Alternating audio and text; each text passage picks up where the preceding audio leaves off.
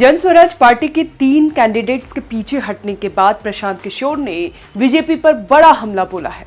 पीके ने कहा कि बीजेपी अब इस नई पार्टी से घबरा गई है। उन्होंने साफ साफ कहा कि जन स्वराज पार्टी ना तो महागठबंधन की तरह जंगलराज की इमेज लेकर चल रही है और ना ही बीजेपी की डर और धमक की राजनीति का हिस्सा है। पीके ने प्रेस कॉन्फ्रेंस में अमित शाह की तस्वीर दिखाते हुए दावा किया, जब सत्ता के सबसे ताकतवर लोग हमारी बातों पर इतनी गंभीरता से प्रतिक्रिया देने लगे तो समझिए कि जन स्वराज सही रास्ते पर है और जनता का भरोसा इसी में है। प्रशांत किशोर के इस बयान ने राजनीतिक गलियारों में हलचल मचा दी है। उनका साफ संदेश है कि अब चुनावी मैदान में नया खिलाड़ी आ गया है, जो पुराने आरोप प्रत्यारोप और डर के राजनीति को तोड़कर सीधे जनता से जुड़ रहा है। प्रशांत किशोर ने दावा किया कि उनकी पार्टी के 3 उम्मीदवारों को बीजेपी नेताओं और केंद्र मंत्रियों ने दबाव डालकर चुनावी मैदान से हटाने को मजबूर किया। ये तीनों उम्मीदवार हैं दानापुर से अखिलेश कुमार उर्फ मुट्रू साव, ब्रह्मपुर से सत्यप्रकाश तिवारी और गोपालगंज से शशि शेखर सिन्हा। प्रशांत किशोर का आरोप है कि इन उम्मीदवारों को धमकाया गया, बंदी बनाया गया और केंद्र मंत्रियों की मौजूदगी में लोकतंत्र का सीधा उल्लंघन किया गया। चुनावी रणनीतिकार से नेता बने प्रशांत किशोर ने इस मुद्दे को चुनाव आयोग के सामने उठाने की भी बात कही। उन्होंने इसे भारतीय लोकतंत्र के लिए चिंताजनक स्थिति बताया। कहा कि बीजेपी अब जन स्वराज के उभार से घबरा गई है, इसीलिए चुनावी मैदान में ईमानदार उम्मीदवारों को हटाने की कोशिश कर रही है।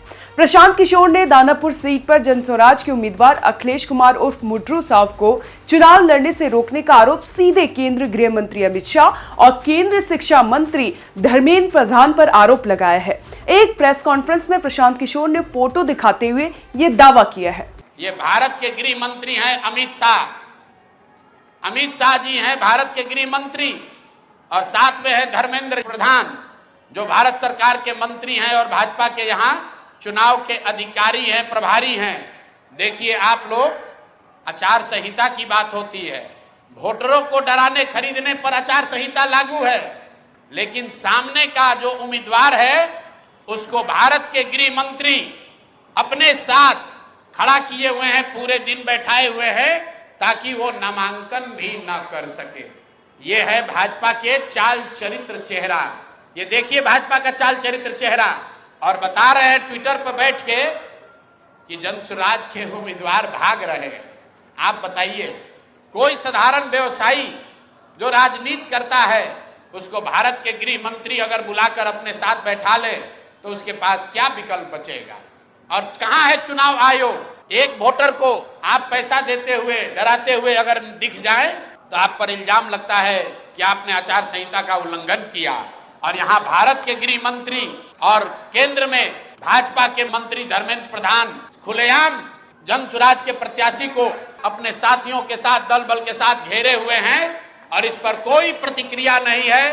प्रशांत किशोर ने कहा कि दानापुर के मौजूदा विधायक और राष्ट्रीय जनता दल के प्रत्याशी रीतलाल यादव एक बड़े बाहुबली और आपराधिक प्रवृत्ति के नेता हैं, जो अभी जेल में है। उन्होंने कहा कि बीजेपी उनका डर दिखाकर वोट मांगती है।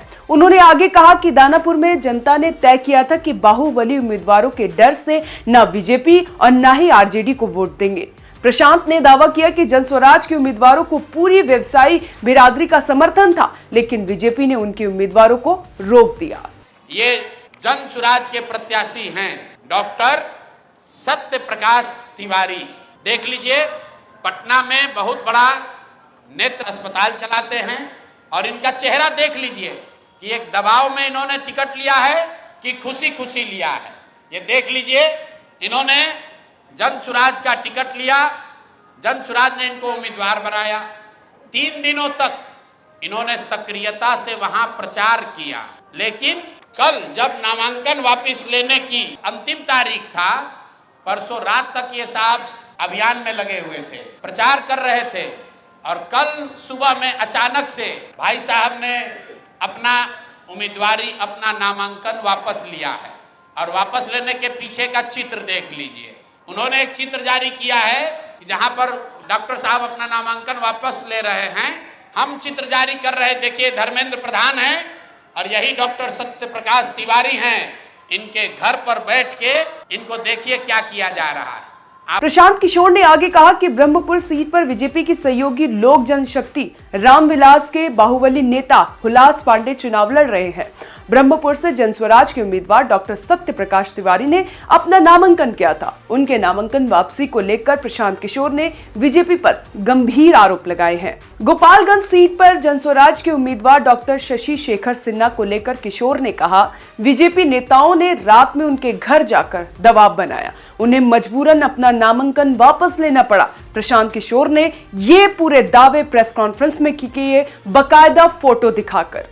4 दिन पहले इन्होंने ट्वीट किया, आज का दिन परिवर्तन का प्रतीक, डॉक्टर शशि शेखर सिन्हा जी का नामांकन, जनता की जीत की शुरुआत।